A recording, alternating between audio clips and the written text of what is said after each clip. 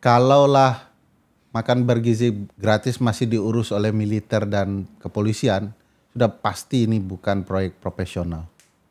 Ini proyek yang salah. Pak Presiden pidato soal menyampaikan ya, bukan pidato. Menyampaikan bahwa itu pagar-pagar yang ada di Laut Tangerang itu cabut. Menterinya bilang gak usah cabut. Itu kan. Nah ke depan karena ini saling ngakalin satu sama lain, partai-partai harus mikir, pilih jumlah yang lebih sedikit tapi independen dan bekerja baik. Supaya pertarungan betul-betul pertarungan sebenar-benarnya pertarungan dalam politik kita. Pengalaman kita pindah ke langsung salah satunya praktik money politik di DPRD. Orang dikumpulkan di hotel tertentu, dibayar dan segala macam.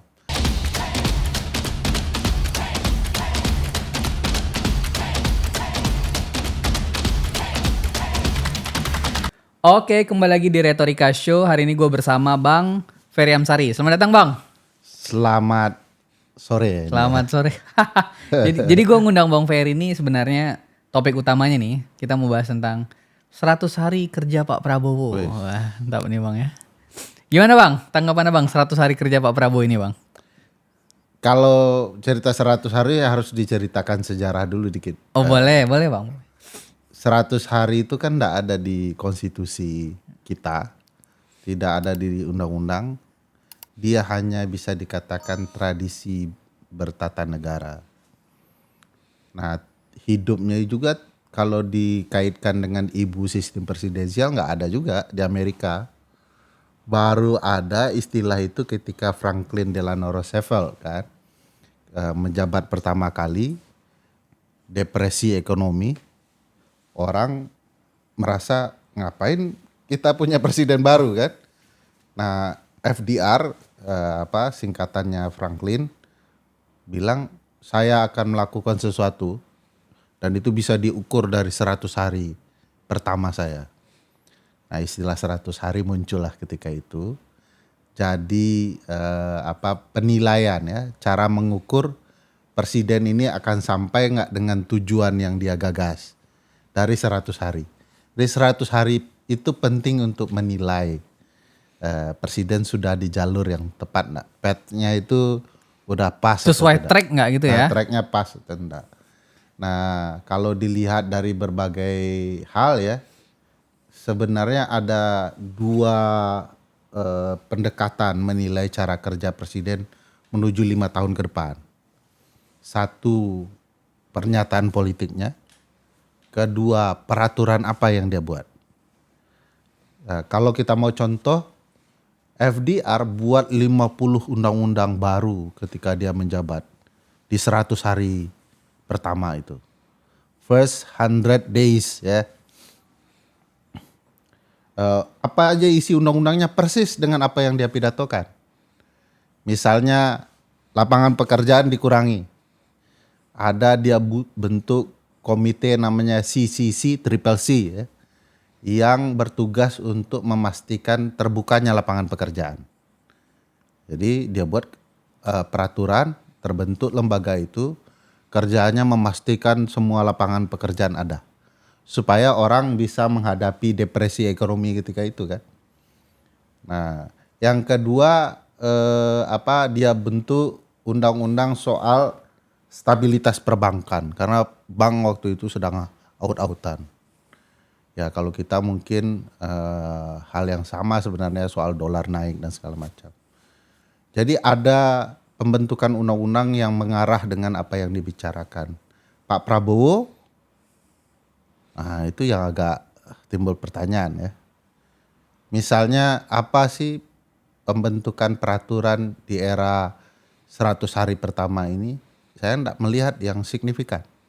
Kemarin yang menyedihkan ada peraturan soal perubahan keempat Undang-Undang Minerba. Isinya ngasih ormas, kampus, hak izin tambang. Padahal katanya mau meningkatkan kualitas pendidikan, mau memastikan hutan tidak dirusak dan segala macam. Nah ini yang terjadi sebaliknya. Kampus mungkin akan terjadi percekcokan ya, antara kelompok yang ingin dapat izin tambang dengan kelompok yang tidak ada izin tambang. Kedua hal yang kalau mau diingat misalnya soal pilkada tidak langsung, Pak Presiden declare itu. Nah itu kan jauh dari gagasan soal demokrasi konstitusional yang beliau kampanyekan sebelumnya. Jadi soal peraturan kayaknya ada yang perlu diperbaiki dalam pemerintahan Pak Prabowo gitu ya. Nah kedua, cara penyampaian di depan publik. Kenapa ini penting, Bel?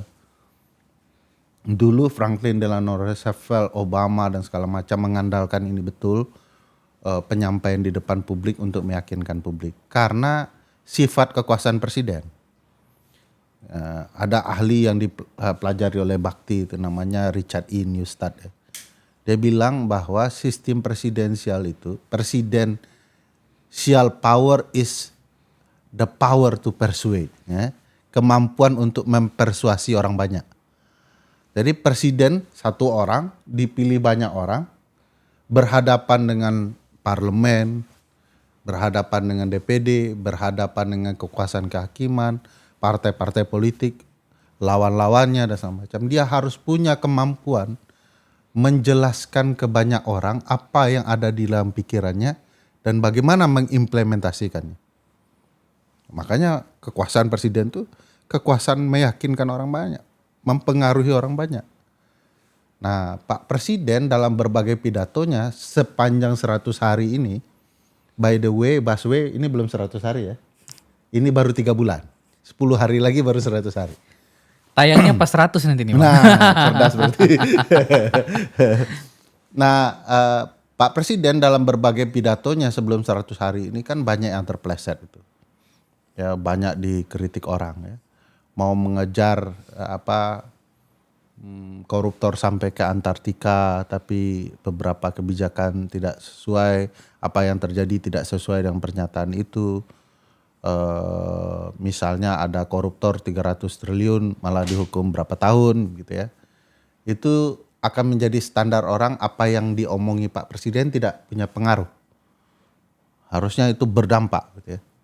Pak Presiden pidato soal menyampaikan ya, bukan pidato. Menyampaikan bahwa itu pagar-pagar yang ada di Laut Tangerang itu cabut. Menterinya bilang gak usah cabut. Itu kan orang akan membaca sejauh mana kemampuan presiden mempengaruhi orang banyak termasuk kabinetnya sendiri. Nah, itu kajiannya banyak soal itu. Jadi 100 hari itu sesuatu hal yang menarik untuk mengukur dan sangat menentukan. Alat ukurnya di 5 tipe kekuasaan presiden tuh, Bel. Eksekutif, legislatif, yudikatif, hubungan luar negeri, pertahanan dan keamanan. 5 cabang kekuasaan presiden. Tapi kan kalau kita lihat juga nih Bang, dalam 100 hari kerja ini, tadi kan banyak lah ya omongan dia yang ya kita rasa kurang gitu ya. Tapi kan ada juga yang sebenarnya itu makan siang bergizi gitu kan. Kan diterapkan tuh. Yes. Secepat mungkin gitu kan. Atau Bergizi enggak, Bel? ada gizinya Bang. Ada proteinnya. Ya. Gue cek kok Bang, ada foto-fotonya kan. Terus misalnya membangun komunikasi luar negeri, ini kan hobi Pak Prabowo banget nih kan. Ya. Jadi kerjanya ke luar negeri aja gini kan. Dan kalau kita perhatikan juga dalam 100 hari itu banyak pidato atau penyampaian Pak Prabowo itu yang memang fokus pada nilai-nilai kesatuan Bang. Mungkin kan ini karena jiwa patriotiknya kan. Jadi kan sebenarnya ada sisi juga nih. Ya. Apa yang disampaikan oleh presiden ini dalam 100 hari kerjanya dilaksanakan gitu kan. Abang gimana ngelihat yang dilaksanakan itu? Iya, tentu saja pasti ada positifnya setiap pimpinan itu. Tidak kita sanggah. Tetapi apakah itu akan mampu mengantarkan kepada pemerintahan yang baik, itu yang mau misalnya soal makan bergizi gratis. Ya. Kita tahu banyak sekali kendala kan, banyak sekali masalah. Dan itu harusnya dipersiapkan dengan matang oleh Pak Presiden. Bukan semua dicoba lakukan, begitu salah langsung minta maaf. Kemarin kan Pak Presiden minta maaf. Sampai ujung 2025 mungkin masih banyak yang belum dapat makan bergizi gratis kan. Nah, saya menilai soal makan bergizi gratis itu sederhana saja, Bel. Kalaulah makan bergizi gratis masih diurus oleh militer dan kepolisian, sudah pasti ini bukan proyek profesional. Ini proyek yang salah. Kan diurus BGN Bang, Badan Gizi Nasional. Iya, tapi kan ada polisi dan tentaranya, hapuskan itu dulu. Kalau mau bicara profesional. Sebab di konstitusi kita tugas pertahanan dan keamanan bukan itu. Bukan ngurus makan bergizi gratis. Kalau konstitusi saja dilanggar, bagaimana presiden mau dikatakan menegakkan konstitusi? Saya punya standar soal penegakan hukum 100 hari. Standarnya adalah sebelum Mayor Teddy dipecat jadi kepala staf ya, kepala kabinet menurut saya presiden sudah melanggar undang-undang. Sebab di undang-undang TNI jabatan yang membuat tentara aktif itu tidak disebutkan apa yang dijabat oleh Mayor Teddy. Istana jadi yang pertama melanggar undang-undang, kan aneh itu. 100 hari ini bisa dinilai salah satunya di penegakan hukum di sana. Jadi problematikanya banyak ini 100 hari. Saya enggak tahu ya apakah seluruh jajaran presiden bekerja untuk memastikan Pak Presiden di track, tapi ada banyak track yang kemudian terlalu jauh menyimpang dan itu harus dikembalikan. Presiden harus tahu ada batasan yang namanya konstitusi bernegara yang kemudian harus dijalani presiden. Dan ini juga dalam 100 hari ini masih dalam konteks 100 hari nih Bang. Kan kemarin Litbang Kompas itu juga tuh. Kepuasan. Tingkat kepuasan publik terhadap pemerintahan Prabowo Gibran ini kan 81,9. Ya, segitulah tingginya. Dan yang paling tinggi memang itu adalah cek kesehatan yang paling tinggi. Ini kan kepuasannya berarti kan masyarakat ini sangat merasa banyak campur tangan kebijakan pemerintah pusat ini Bang terhadap langsung ke bawah gitu kan, buktinya dari kepuasan ini kan. Gimana Bang lihatnya? Tergantung pertanyaan surveinya. Ini jagoan survei semua nih. Kalau surveinya dengan model pertanyaan-pertanyaan tertentu kepada Pak Jokowi pun orang masih puas gitu ya. Walaupun tidak bekerja. Jadi Ada tidak bekerjanya. Maksudnya sekarang kan sudah tidak bekerja. Oke. Kalau dinilai dengan model pertanyaan tertentu juga akan dinyatakan masih puas. Jadi cara pertanyaannya menurut banyak kalangan tidak tepat. Misalnya untuk menjelaskan soal kebijakan kepada siapa dia bertanya surveinya. Itu sebabnya antara survei Kompas dengan Selios kan beda hasilnya, ya. Karena siapa yang ditanya. Selios lebih bicara pendapat para ahli di bidang tertentu. Misalnya kalau ekonomi ya ekonom yang bicara, hukum ya hukum begitu ya, sosial ya sosial, politik ya politik. Itu akan mungkin bisa memperlihatkan persepsi orang yang disurvei terhadap negara gitu ya, pemerintah. Jadi kalau umum memang banyak kecenderungan pertanyaan, apalagi tabiat orang Indonesia kan. Pak Jokowi mau berakhir saja angkanya sampai 70 berapa persen kan. Tapi nggak mungkin lah, Kompas kan biasa kalau survei bagus lah Bang. Kita tidak mengatakan metodenya salah, tetapi siapa yang disurvei. Iya. Dan tidak semua orang yang disurvei bisa mengerti apa yang dipertanyakan. Misalnya Masa Kompas survei orang yang nggak ngerti Bang, gimana kan, gitu? bisa dilihat bahwa itu survei publik kan. Kalau kita ditanya soal geopolitik pertahanan keamanan Indonesia, saya angkat tangan tuh Bang. Mau ditanya gimana pun saya tidak ngerti gitu. Studinya tidak di sana, pengalaman tidak ada gitu. Jadi ini bukan soal tingkat kepuasan ya. Bayangkan kepuasan orang sudah dinilai, bahkan program itu belum tuntas. Makan bergizi gratis, bagaimana bisa menilai puas atau tidak puasnya? Kalau mau jujur-jujur dari liputan berbagai media kan, tidak semua berjalan dengan benar kan. Jadi tingkat kepuasan semacam apa sebenarnya yang ditanyakan ke publik? Gitu. Jadi saya tidak terlalu heran dengan tingkat kepuasan survei ini ya. Semua sudah kita alami bahwa survei-survei banyak sekali bicara puas, tapi metode pertanyaannya tidak disampaikan ke publik. Raw material kan bisa dibaca. Kalau memang terbuka, akses dong apa itu ceritanya gitu ya. Dan dalam 100 hari ini kan banyak juga kejadian-kejadian yang sangat mempengaruhi kepemimpinan nih Bang. Kita agak geser nih di putusan MK yang threshold, presidensial threshold jadi 0% nih kan. Ya, ke depan pemimpin akan banyak ya. Iya, ke depan pemimpin akan banyak nih kan. Menurut Abang gimana lah Prabowo melihat itu Bang? Ini pandangan Prabowo menurut Abang gimana ngeliat? Oh 0 nih. Jangan-jangan nanti partai-partai lain yang berteman sama gue pengen maju juga. Gimana Bang lihat nih?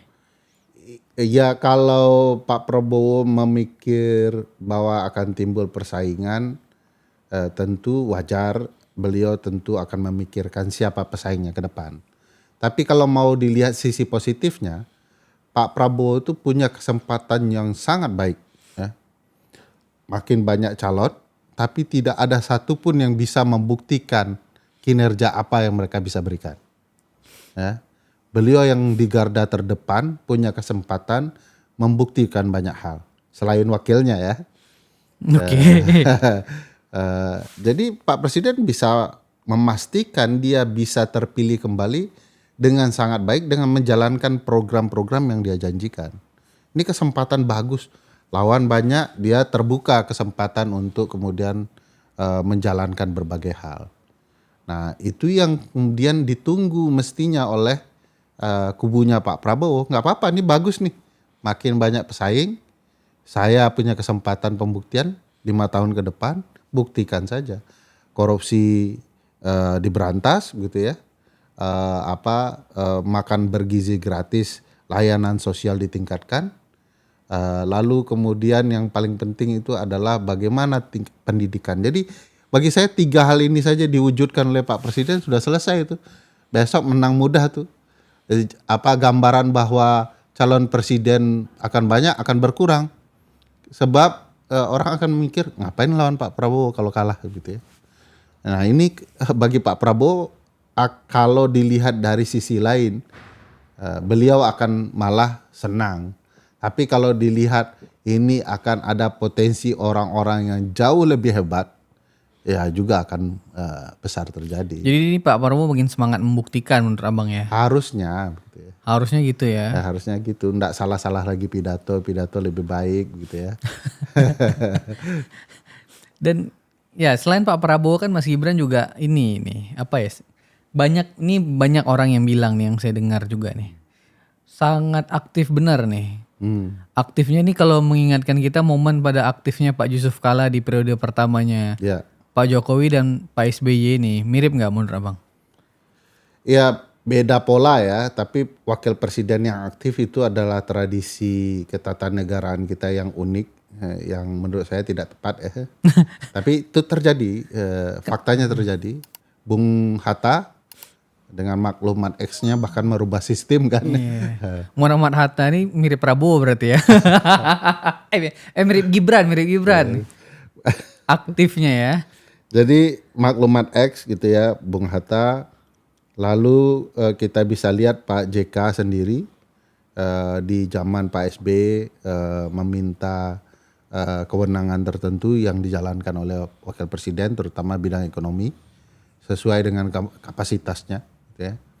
Tetapi tidak banyak yang beliau lakukan di publik yang mencoba mempersuasi bahwa dia ke depannya akan menjadi sesuatu melalui langkah-langkah kampanye. Lebih banyak yang kurang di Pak JK adalah komentar yang kadangkala bersinggungan dengan presiden kan. Karena waktu itu Pak SBY dinilai tidak tegas, tiba-tiba Pak JK langsung tang gitu ya. Nah itu yang kemudian dilihat orang sebagai perbenturan yang tidak baik. Berusaha menjadi hero ini Bang ya. Dalam titik tertentu. Bahkan di periode Pak Jokowi kan juga perannya sama ya. Sangat kuat begitu ya. Nah, Mas Gibran tidak di kewenangan yang memperkuat kerja presiden, tapi malah seolah-olah menampilkan kesungguhan sebagai wakil presiden mensupport presiden, tetapi faktanya berbeda. Sambil contoh misalnya ketika pernyataan beliau di berbagai kepala daerah waktu itu kalau tidak salah menyampaikan bahwa tidak ada di depan para menteri ya, bahwa tidak ada program selain program presiden. Semuanya tentang Pak Prabowo. Kepatuhan harus dinilai dari sana. Tapi besoknya Pak Wakil Presiden mengeluarkan aplikasi lapor Mas Wapres kan. Dua hal yang menurut saya kontradiktif. Semuanya soal presiden, tapi besok keluar aplikasi lapor Mas Wapres. Jadi ada kesan Mas Gibran mau lebih terdepan daripada Pak Presiden. Padahal secara konsep politik mestinya lapor Pak Presiden saja, tapi ada foto Mas Gibran, lebih aktif merespon keluh kesah warga, itu akan lebih soft. Tapi kemarin itu menurut saya kasar sekali ingin menampilkan bahwa dia juga bisa bekerja dan bisa tampil. Tapi kan nggak salah bang. Untuk melakukan, maksudnya itu kan misal dia melakukan itu, tapi kan itu bukan sesuatu yang salah sehingga kalau kita ukur dampaknya bang ya. Kantor wakil presiden dibuka terus orang bisa melapor, itu kan sesuatu yang Baik ya. baik dinilai dari sisi persuasifnya kepada masyarakat ini kan. Jadi makanya saya katakan saya tidak suka betul wakil presiden dominan ya. Tetapi secara praktik politik Indonesia terjadi. Kenapa tidak suka wakil presiden dominan? Analoginya kan selalu sama bahwa wakil presiden itu adalah ban serap. Ban serap jangan menggelinding, jadi rusak mobil nanti. Kapan ban serap dipakai? Ketika ban utama bermasalah. Kan itu konsep konstitusionalnya.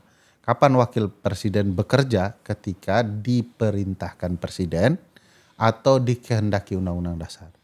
Jadi kalau presiden bilang pergi ke luar negeri, lakukan diplomasi, pergi buka aplikasi lapor presiden atau wapres, baru dia kerjakan. Selain itu tidak bisa.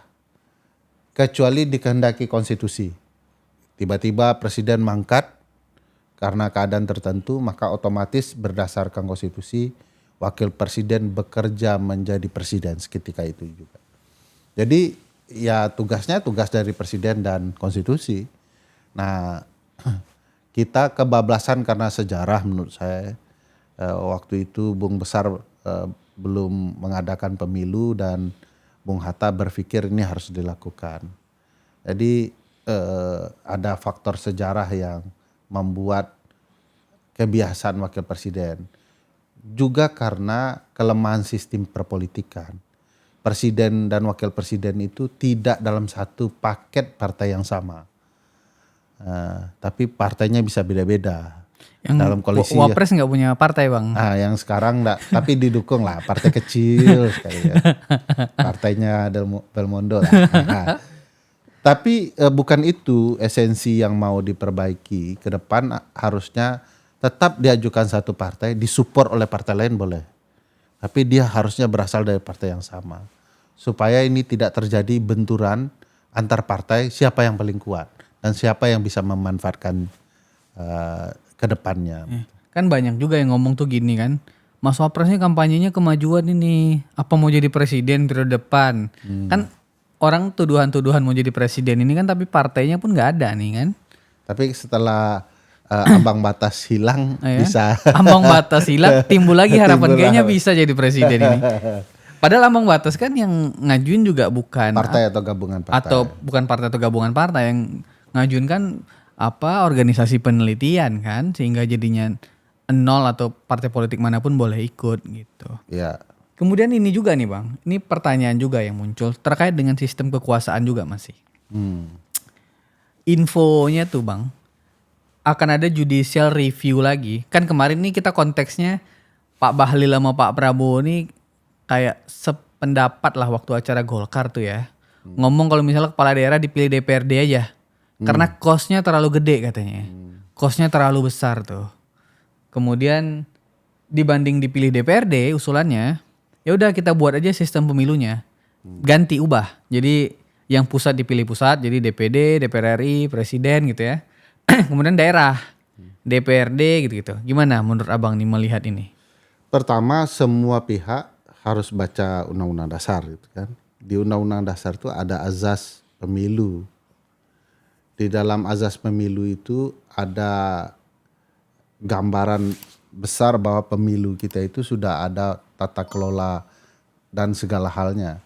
Misalnya azas pemilu itu langsung, umum, bebas, rahasia, jujur, dan adil. Ada orang yang lupa azas satu lagi, yaitu dilaksanakan 5 tahun sekali. Itu azas 7 gitu ya. Nah, semua itu harus ditaati. Salah satu azas yang ditabrak kalau pemilihan itu dilangsungkan di DPRD untuk kepala daerah adalah azas langsung. Karena pemilu kada adalah pemilu, maka dia terdampak dengan azas itu. Kecuali daerah yang berdasarkan perintah konstitusi diberikan kekhususan. Misalnya Yogyakarta, Papua, Aceh, Jakarta. Besok akan ada IKN kalau memang ada gitu ya. Ada kekhususan-kekhususan. Selebihnya langsung harus memenuhi azas itu. Nah, apa yang dimaksud dengan konsep pemilu nasional dan pemilu daerah yang saya dan teman-teman pahami adalah dipisahkannya rangkaian pemilu untuk membuat kualitas jadi lebih baik. Sekaligus menjelaskan posisi pemerintahan. Pemilu nasional itu adalah pemilu presiden, DPR, dan DPD. Sisanya bisa menjadi pemilu daerah, yaitu pemilihan kepala daerah, DPRD provinsi, DPRD kabupaten kota gitu ya. Jadi akan ada 2 siklus keserentakan. Dan itu diperbolehkan MK dari putusannya sebelumnya. 55 kalau saya tidak salah, putusan 55 yang memperkenankan ada pola begitu. Selain yang lain juga diperkenankan gitu, Bel. Jadi tergantung pembuat undang-undang mau seperti apa pemilu kita ke depan tanpa melanggar azas pemilu itu sendiri. Dan itu cocok menurut saya untuk mencegah kelelahan, mengatur kejumutan publik pemilih. Kan kemarin antara pemilu nasional dengan kepala daerah itu terlalu dekat. Sehingga angka partisipasi orang rendah karena jumut orang. Baru stres kemarin milih calonnya kalah, tiba-tiba suruh milih lagi. Terus kebanyakan joki, Bang. Nah, kebanyakan joki. Joki ini kan habis tamat DPR RI dia mengundurkan diri.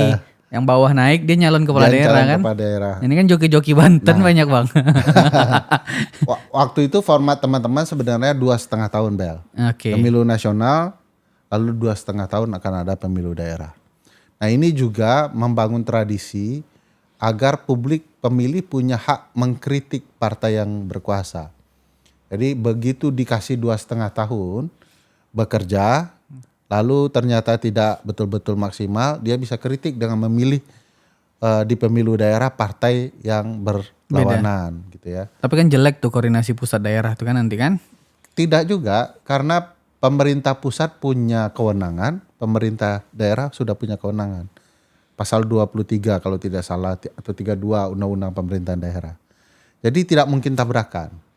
Cuman kadang-kala sifatnya pemerintah pusat itu kan ingin selalu dominan. Nah, itu kadang-kadang terambillah kewenangan daerah atau dipengaruhilah kewenangan daerah. Sebenarnya tidak bisa berbenturan. Daerah juga tidak bisa macam-macam karena kalau mereka melanggar ketentuan pembatasan dalam berbagai hal, ya daerah bisa bermasalah begitu. Kepala daerah bisa diberhentikan dan segala macam. Jadi tidak mungkin akan terjadi perbenturan itu. Tapi suasana hati politik kan bisa. Ya, suasana hati nggak cocok kan. Atas partai A, di bawah partai B. Oh, ini jangan kasih makan gitu-gitu kan, Bang. Iya, tapi kan mereka nggak bisa melanggar kewenangan pemerintah pusat. Gimana dengan opsinya Pak Prabowo dan Pak Bahlil ini? Yang dipilih oleh DPRD ini kan dipilih secara demokratis juga kan, bukan berarti nggak demokratis kan gitu, Bang? Soal biaya tinggi itu yang benar menurut saya apa yang mereka keluh kesahkan itu adalah soal mereka tidak mampu mengendalikan banyak persoalan pemilihan kepala daerah. Bukan soal biaya besar. Biaya besar itu malah terjadi karena partai politik dan penyelenggara pemilu. Enggak, tapi demokratis nggak, Bang? Demokratis dari segi azas tidak sesuai. Kenapa tidak sesuai? Kan tidak langsung. Iya, tidak langsung. Kan tidak langsung. Iya. Kalau perlu dijelaskan maksud pasal 18 ayat 4 kalau tidak salah ya Undang-Undang Dasar itu. Kata demokratis itu dipilih untuk menghormati kekhususan daerah-daerah tertentu. Sementara azas selain itu tetap azas pemilu. Jadi kalau kemudian daerah selain yang saya sebutkan tadi, Papua, Aceh, Yogyakarta, Jakarta, dan kemungkinan ibu kota negara baru, tidak diperkenankan bertabrakan dengan azas pemilu. Itu cerita para pelaku perubahan Undang-Undang Dasar juga. Nah, kalau sekedar demokratis ya harus sesuai pakem itu ya. Nah sekarang teman-teman partai politik kan mau menggeser bahwa kan demokratis juga ya kalau memperdebatkan pilihan diksi pembentuk undang-undang dasar kan harus baca apa maksud mereka ketika melakukan perubahan undang-undang dasar. Jadi menurut saya tidak demokratis kalau daerah-daerah yang tidak dikecualikan itu lalu dipilih melalui DPRD. Yang ada sebenarnya biaya tinggi yang sama sebenarnya terjadi ketika di DPRD uang money politik jalan juga, Bel. Pengalaman kita pindah ke langsung salah satunya praktik money politik di DPRD. Orang dikumpulkan di hotel tertentu, dibayar dan segala macam. Nah ini yang biaya tinggi yang tidak berubah ketika langsung juga terjadi. Uang mahar ada, money politik jalan, itu yang membuat mahal begitu ya. Kita tidak membuat sistem politik kita membaik, tetapi kita memilih berbagai sistem yang tetap soal keburukannya, money politik, fraud dan segala macam terjadi. Walaupun dia pusat dan daerah tetap money politik juga kan itu juga jawaban. Sama. Tetap sama aja kan Bang pada akhirnya. Cuman di DPRD lebih terkendali. Sebab jumlah misalnya ya, jumlah anggota DPRD itu 10. Bagaimana cara menang? Suap saja 6. Tidak boleh 10-10-nya. Kan repot kalau pemilihan langsung. DPT-nya, daftar pemilih tetapnya 10. Bagaimana memastikan menang? Tidak bisa suap 6. Karena bisa saja yang 2 pindah. Beda dengan DPRD kalau pindah ketahuan itu partainya. Nah, jadi harus suap 10-10-nya. Disuap 10-10-nya belum tentu juga milih. Itu sebabnya pemilihan langsung membuat teman-teman politisi panik. Gitu. Jadi udah langsung aja gitu ya. Menurut saya langsung saja diperbaiki, fraud dihilangkan, money politik ditiadakan, buat sistem yang lebih fair. Teman-teman partai politik itu kadangkala tahu ada masalah, tetapi bagaimana ngakalin partai lain. Misalnya untuk penentuan penyelenggara pemilu. Mereka menambah jumlahnya jadi dari 5 ke 7. Itu kan komposisi bagi-bagi partai besar aja. Bukan bicara penyelenggara yang independen. Nah ke depan karena ini saling ngakalin satu sama lain, partai-partai harus mikir, pilih jumlah yang lebih sedikit tapi independen dan bekerja baik. Supaya pertarungan betul-betul pertarungan sebenar-benarnya pertarungan dalam politik kita. Oke, mantap juga penjelasan Bang Ferry ini kalau cocok juga buat partai sebenarnya Bang ini biar bisa maju Bang jadi presiden. Ini juga nih Bang, putusan MK lagi nih Bang. Yang kemarin presiden threshold ini Bang nggak jelas nih. Gua butuh inilah, butuh pandangan ini. MK ini bilang kalau ada 30 partai potensi maju dan memajukan calon presiden dan wakil presiden. Ya. Tapi dia ngomong juga nggak boleh kebanyakan. Karena dia bilang kalau kebanyakan dia mengukur belum tentu ada dampak positifnya. Ini kan nggak jelas nih. Maksud MK ini apa sebenarnya? 30 itu kan kalau apa ya? Bisa banyak bisa sedikit ya. Iya, KBBI bilang lebih dari 1 juga banyak gitu Bang. Nah ini gimana tafsirannya nih? Ya jadi saya kalau membaca itu sesuatu yang monumental ya. Sudah 46 kali ditolak. Saya 3 kali di antara 46 itu ditolak. Abang yang kena tolak Bang ya? 3 kali. Tapi ini betul-betul sebuah kemenangan yang luar biasa bagi banyak pihak. Yang tentu akan menimbulkan perbedaan apa yang menyebabkan 46 lain berbeda dan 1 Berhasil ya? Berhasil begitu ya. Apalagi banyak juga pakar-pakar pemilu kenamaan legal standing yang tidak kena gitu ya. Ini nyusun anak-anak Ini mahasiswa, teman-teman mahasiswa legal standingnya diterima. lepas dari kontroversi ini, putusan ini baik karena menghormati bunyi konstitusi 6A ayat 2 Undang-Undang Dasar 1945. Tidak ada ambang batas di sana, ambang batas pencalonan. Oleh karena itu ya putusan itu karena sudah sesuai konstitusi, bagi saya akan menimbulkan penghormatan kepada konstitusi dan pemilunya juga pemilu konstitusional. Nah, bagaimana dengan pernyataan Mahkamah Konstitusi 30 partai potensial menghasilkan 30 calon? Satu, pertama, tidak ada salahnya dengan 30 calon presiden. Toh akan ada putaran kedua. Konsep pemilu presiden kita tuh 2 putaran. Jadi kalau tidak tercapai 50% lebih dengan berbagai sebarannya, ya masuk 2 putaran. Kalau sampai dari 30 itu satu orang 50%, maka otomatis dia 1 putaran. Nah, tidak ada 2 calon presiden 2014-2019 itu kan melanggar kehendak konstitusi. Karena otomatis berapapun jumlahnya dia akan 1 putaran. Ya. Nah, ini problematika yang menurut saya betul-betul luar biasa oleh mahkamah. Dan mahkamah pokoknya pengennya 2 putaran aja nih sebenarnya kan? Itu aja jawabannya nggak Bang? Tidak hanya itu, mahkamah ingin juga mencegah agar ada koalisi yang mengatur permainan pemilu sedemikian rupa terlalu besar sehingga menyisakan lawan untuk kalah saja. Mahkamah belajar dari Kim Plus jangan-jangan. Belajar dari pilkada dan praktik-praktik pilkada gitu ya, ada upaya untuk menyingkirkan lawan-lawan tertentu dan memenangkan pertarungan dengan cepat. Nah, mestinya ya patuh kepada undang-undang dasar ya diperbolehkan. Amerika banyak sekali, Bel. Rusia saja 5 begitu ya calon presidennya. Presidennya begituan kan, sangat powerful, setengah otoriter, mungkin lebih otoriter gitu ya. Tapi calonnya dibuka. Kemarin 2024 Donald Trump menang ini, calonnya 24 lebih, disebut 24 lebih karena dibuka kesempatan orang untuk menambahkan namanya sendiri di ballot, di kertas suara.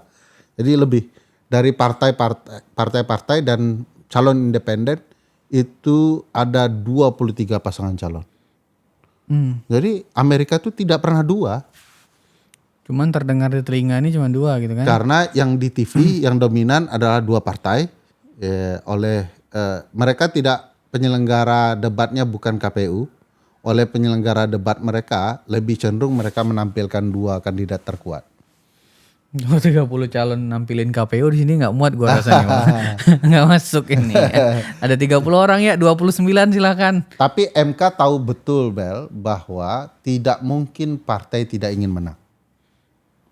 Sehingga mereka akan punya kecenderungan memilih calon presiden yang terkuat, yang terbaik, yang potensial menang. Sehingga angka 30 itu bagi saya kalau ada 30 partai tidak mungkin sampai. Pasti ada yang berkoalisi. Karena dengan memilih calon presiden tepat, imbasnya adalah suara ke partai. Artinya suara mereka di parlemen akan jauh lebih baik.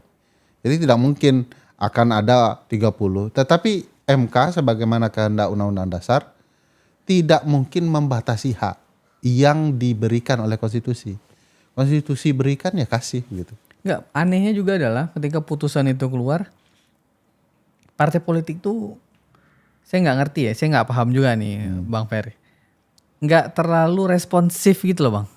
Kayaknya aduh gimana, kayak seolah-olah tuh kayak aduh gimana, kita harus ngapain nih. Ya kan terakhir aja kan DPR cuma bilang ya nanti kita kaji dulu, kita lihat dulu kan. Kalau tebakan saya partai senang, tetapi kalau diungkapkan nanti ada yang marah kan gitu ya. Yang marah Pak Prabowo. Tidak tahu siapa ya. Tetapi kan banyak kesempatan ya. Bahkan anak Presiden Joko Widodo pun terbuka kesempatannya. Walaupun tidak punya partai sebagai wakil presiden. Tapi terbuka kesempatan. Jadi semua akan senang, tetapi kalau diungkapkan mungkin ada yang tersinggung kan. Gitu. Ini kita masuk sesi terakhir lah nih. Ini masalah oposisi dulu nih Bang. Oposisi ini kan belakangan ini agak Saya ngelihatnya nih nggak tahu nih oposisi jenis apa ini kan. Sama Pak Prabowo senang nih. Sama beberapa menteri nggak senang, sama Wapres nggak senang. Nih gimana oposisi begini nih Bang? Ya kalau tata kelola pemerintahan itu tidak terlalu nyaman dengan oposisi, memang oposisinya juga akan bimbang gitu ya. Jadi ini oposisi bimbang berarti Bang? Ya, harus diakui itu akan dipilih oleh partai apapun yang berada di seberang pemerintahan yang ingin semua menyatu dengan pemerintah. Nah, dalam konteks kali ini kan PDIP juga akan bimbang ya. Kalau dilihat yang punya pertempuran itu beda di istana. Tapi yang memimpin istana beda lagi orangnya kan. Nah ini kan karena koalisi memang tidak linier dengan berbagai proses yang ada. Nah saya sendiri tipikal yang memang harus ada oposisi. Kalau enggak negara akan malas bekerja, dalam hal ini pemerintah ya. Enggak ada oposisi lagi, ya udah kerja suka-suka semua akan setuju. Ya, tapi ini kan oposisi kita ini nyerangnya cuma dua nih. Kalau nggak Marwar Sirait yang diserang, Mas Gibran kan ini aja oposisi ini kan Prabowo dibangga-banggain. Ya kan betul itu saya pikir memang perlu dipertanyakan publik. Tetapi ada perspektif begini. Apa yang terjadi itu ya mau tidak mau akan dijalani oposisi. Kalau enggak mereka akan jadi bulan-bulanan kan. Dan oposisi ini menyerang presiden yang udah selesai menjabat juga Bang. Ini oposisi apa? Ya, Nyerangnya Pak Jokowi kok betul. aneh. Karena menurut saya karena yang presiden yang, Dendam banget. yang sudah menjabat juga menyerang mereka. Jadi sama-sama menyerang lah ya. Dan itu sesuatu yang tidak bisa kita singkirkan dari peradaban politik kita yang setengah hati begini. Kita akan melihat pemerintahan yang isinya juga setengah-setengah. Menjelang nanti 3 tahun, 4 tahun pemerintahan akan mulai ada yang berpindah memikirkan akankah ada calon lain yang potensial.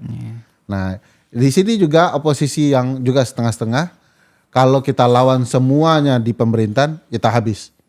Kita hanya akan melawan siapa yang melawan kita gitu ya. Itu yang fakta yang kemudian tidak bisa kita ingkari memang terjadi. Dan oposisi yang baik yang memang harusnya menunjukkan kiblat yang berbeda dengan pemerintah. Totalitas. Ya. Itu yang terbaik. Pak Prabowo, Bang akan ini nggak Bang? Reshuffle nggak nih? Kalau dilihat kerja-kerja menteri-menteri yang ada, menteri ini kan. Semua orang sedang berdoa gantilah orang ini. Gue Banyak sekali nama itu pertama yang dipikirin gue Pak Pigai ini kan. Saya pikir banyak blunder Pak Pigai yang sebenarnya bisa dikatakan tidak mestinya itu dilakukan karena kerdil sekali kesannya. Soal dana itu kan bisa jalur yang berbeda ya untuk meminta bantuan dana.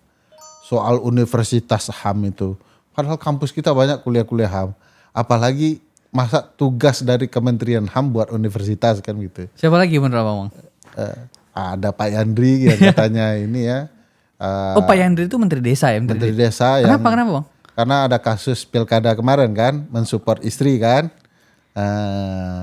Lalu belum lagi pernyataan beliau untuk pengajian ibunya pakai kop surat. Itu sangat sensitif bagi publik. Nah yang kemarin menurut saya menarik misalnya soal pagar di laut ya. Menteri KKP itu menurut saya harus berdebar jantungnya. Presiden ngomong A dia ngomong lain. Ini kerjaan teman-teman media juga nih.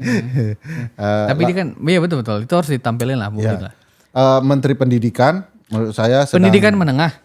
Dasar. Menteri saya. Oh pendidikan tinggi, pendidikan tinggi. Jangan terlalu jelas, saya masih di bawah beliau tuh. Mendikti Saintek kan istilahnya sekarang kan. Kemarin terjadi menurut saya tidak boleh dilakukan pejabat negara kepada bawahannya berupa kekerasan fisik yang menurut saya sangat kuat buktinya. Dan ini juga kesempatan untuk merevolusi kementerian ya. Kementerian Dikti Saintek itu dari dulu kala sudah masalah. Kekacauan dunia pendidikan kita ada di kendali mereka dan hampir bisa dikatakan tidak ada menteri yang mumpuni ngurus pendidikan kita. Pendidikan tinggi. Pendidikan tinggi maupun pendidikan yang lainnya. Kalau pendidikan dasar menengah Muhammadiyah paten Bang. Paten gitulah. Ya. Untuk menentukan Ramadan libur tidak libur aja harus cekcok kan padahal Kan harus ada penjelasan ke publik kenapa kalau pilihannya libur di Ramadan kenapa tidak. Siapa lagi bang? Pendidikan tinggi siapa lagi? Menteri kita ini soalnya banyak banget bang, badan aja banyak kan? Saya pikir kabinet ini betul-betul perlu dievaluasi total karena jumlahnya tidak masuk akal. Melanggar prinsip-prinsip efektif efisien dalam bernegara. Jadi Pak Prabowo bicara hemat, bicara tidak korup, kabinet saja sudah korup gitu menurut saya. Kenapa korup bang? Karena jumlah yang seharusnya tidak patut itu kan menghabiskan uang negara, penyimpangan. Kemarin soalnya gue ngomong juga nih sama siapa kemarin tuh. Oh Bang Margarito Kamis. Gue tanya pendapat gimana bang kabinet semakin banyak nih. Oh tentu gak ada masalah. Nah kan ini beda nih.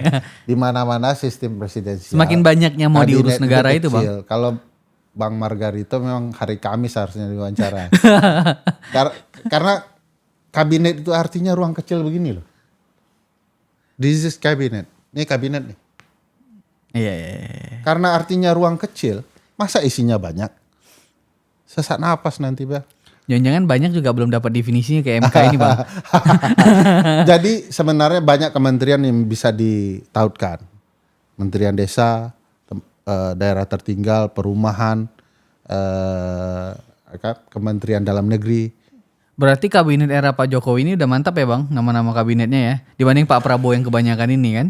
Ya. Oh betul ya. Kalau itu harus dibenarkan. Tapi jumlah Pak Jokowi juga tetap banyak. Bagus nih jadi judul nih kan. Bang Ferry mengiyakan kabinet Pak Jokowi. Kabinet 34 itu sudah banyak karena itu angka maksimal. Kami mengusulkan ke Pak Presiden Jokowi adalah 26 dan 21. 21 kementerian ketika dia di periode pertama, 26 kementerian di periode kedua. Kenapa 21 dan 26? Jawabannya sederhana bahwa jumlah di atas itu berlebihan. Karena harus ada kementerian yang kerjanya karena bertabrakan dengan kementerian lain, menterinya satu saja. Jadi usul kami 21 menteri, bukan kementerian, 21 menteri. Menko udah masuk ke situ? Menko malah kita hilangkan. Menko itu bukan jabatan konstitusional itu. Nggak ada Menko, itu Indonesia aja yang buat. Di konstitusi kita aja nggak ada kok. Ini. Sekarang kan Menko ketum partai isinya kan? Saya jelaskan Menko, tapi 21 ini kenapa tidak dibubarkan Kementerian 34 supaya efektif. Jadi kalau 21 menteri lalu kementeriannya dibuat 21, itu tata kelola pemerintahan kita rubah lagi, uang lagi. Jadi kementeriannya tetap tidak dilebur, tapi menterinya satu. Jadi kerjanya sinkron. Kalau Menteri Desa dengan Menteri Dalam Negeri tabrakan tidak bisa lagi, menterinya satu. Nah sekarang kenapa Menko tidak diperlukan di prinsip konstitusi kita? Ini penjelasan sederhana. Di pasal 8, kalau Presiden dan Wakil Presiden mangkat, PJ Presiden adalah triumvirat, 3 menteri. Menteri Dalam Negeri, Menteri Luar Negeri, Pertahanan, Luar Negeri. Iya. 3, triumvirat. 3 menteri ini di bawah Menko siapa Bel? Menko Polhukam. Menko Polhukam. Harus koordinasi. Menko Polhukam ada nih, jabatan mereka tetap menteri, tapi kum PJ Presiden. Apakah PJ Presiden harus lapor Menko? Oh iya masuk akal ya. Nggak ada jabatan ini di konstitusi kita. Iya ini kan posisi kalau misalnya Presiden dan Wapres nih koit gitu ya. Iya. Yang naik 3 menteri, kok ada Menko-nya nih gimana ceritanya? Itu. Ini cuman bagi-bagi kekuasaan terhadap orang yang lebih dituakan. Itu adab politik kita yang buruk. Yang tua itu belum dapat, kasihlah jabatan Menko. Nah, dari menteri nanti dia sederajat. Akhirnya ini soal bagi-bagi kekuasaan aja Bel. Sejarahnya begitu. Semakin banyak dibagi orang semakin senang semua bang. Ini istilah ketatanegaraan sederhana. Siapakah pemimpin para menteri? Presiden jawabannya. Kok ada Menko lagi? Siapakah yang mengkoordinasi para menteri? Presiden jawabannya. Kok ada Menko? Jadi Menko ini seperti Perdana Menteri dalam sistem presidensial. Oke. Makasih banyak Bang Ferry Amsari. Selanjutnya kita undang dulu Menko Yusril ini biar menjelaskan posisi Menko. Ayo Pak Yusril. Beliau pasti kebingungan menjelaskan itu. Tapi sekali lagi terima kasih banyak. Sama-sama. Bang Ferry Amsari banyak banget insight nih. Mudah-mudahan Pak Prabowo nonton lah ini kan.